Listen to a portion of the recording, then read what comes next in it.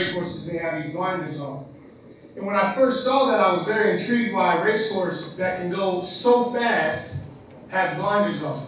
And if you study why a racehorse has blinders, it's because they have so much vision, they get distracted by everything around them if they don't stay focused on the thing in front of them.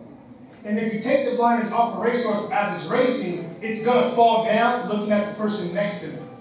So for me, when you talk about sustaining your brand, you got to be so focused and locked in on what you're running after that there is no competition in your lane.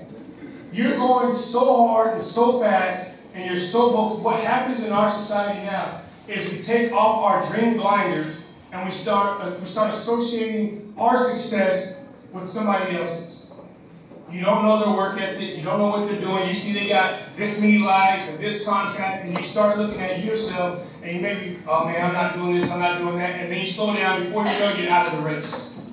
The ones that actually, and I'm in the race right now, so I'm learning, the ones that are winning that race are so focused on their passion, they're so driven, and talking about finances, like you said earlier, I got this philosophy called a PhD, poor, hungry, and driven. If you're not spending your own money, no one's investing in you. I think so many dreamers live so far beyond their own means that nobody wants to help them.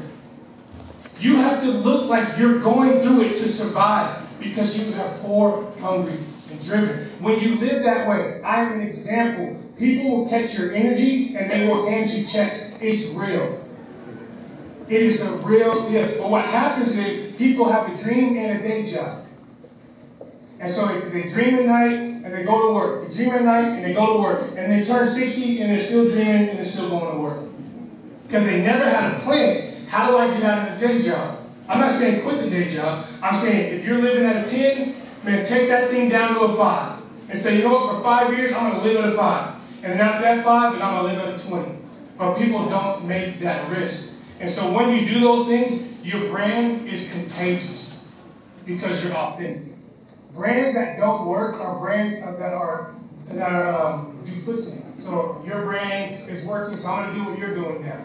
And then yours is doing this, so I'm going to do what you're doing now. The ones that survive, the Tracy McGrady's, the T-Max, the Tension, the ones that survive is because there's no one else in their lane but them. You know what? I'm going to piggyback on the whole brand thing that you said. In Asia, in China, I'm one of the biggest brands in China. The biggest. Even to this day, I've been retired 4 years. We're talking about Kobe Bryant, LeBron James, Allen Iverson, Steph Curry, Yao Ming, like all of these guys. I've been retired 4 years.